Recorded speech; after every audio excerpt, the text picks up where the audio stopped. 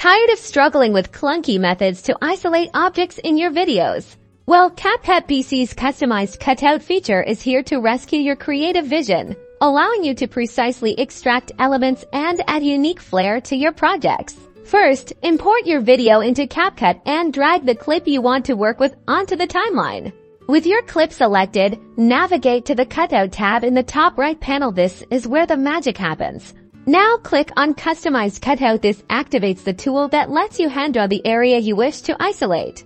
Carefully use the brush tool to draw a precise outline around the object you want to cut out. Take your time for more detailed results. If the object has fine details, zoom in for greater accuracy.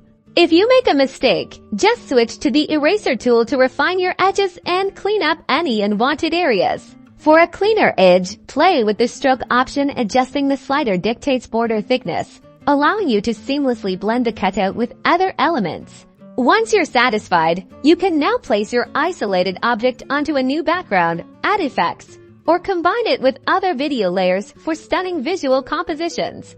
Experiment with different backgrounds, colors, and effects to truly make your custom cutout stand out. This technique opens a world of possibilities for creative storytelling.